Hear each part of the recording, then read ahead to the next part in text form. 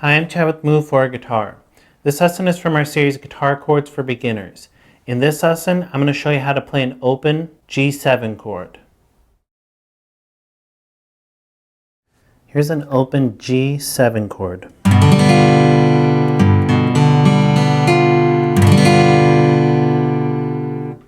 This is a really useful chord to learn early on. Although it shouldn't be one of the first chords you learn, there's more chords that you should learn before this.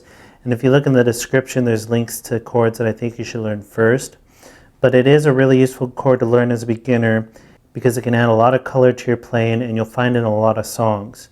And the G7 chord is only in the key of C, so in the major scale keys, it's only in the key of C.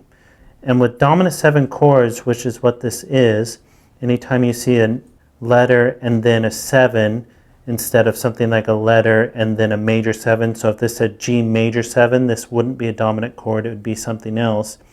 Anytime you just see a 7 after the G, it's a G7, which is a G dominant 7, which means that it only fits into one key. Dominant 7 chords only fit into one key in the major scale keys. And they're really useful chords, but you kind of have to know where they fit because it's not going to sound good in every situation, and a lot of times they sound like they want to resolve to the one chord. So like I said, a G7 is in the key of C. So C is the 1 chord, so this chord really sounds like it wants to resolve to C. So you can see how going from G7, it really sounds like it rests once it hits that C major chord. It's not the only way you can use this chord, there's other ways to use it, but that's going to be the most common way that it's used in songs. Although once you get into blues or jazz or anything like that, dominant 7 chords are played all the time without resolving to the 1 chord like that. Or you can have a blues that's all dominant chords. But for now, if you're playing a song, a lot of times you'll hear that G7 go back to a C major. So the fingering for this chord is a little tricky. It's kind of a big stretch and kind of awkward. It's kind of in the shape of a C major chord, but it's a bigger stretch, so it makes it a little more difficult.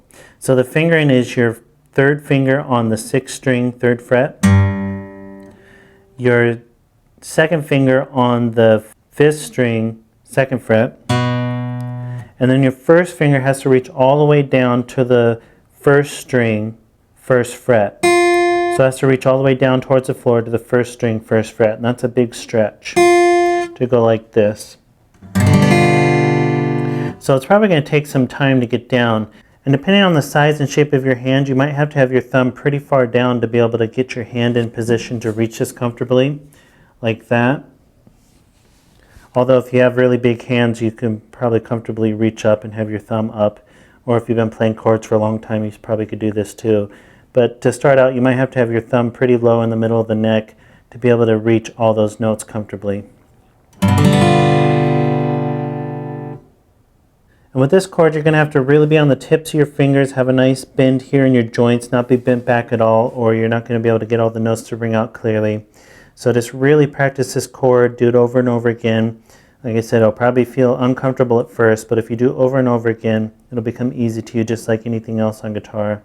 And then it'll be a really nice chord to add a lot of spice to your playing, especially as a beginner. So that's a G7 chord.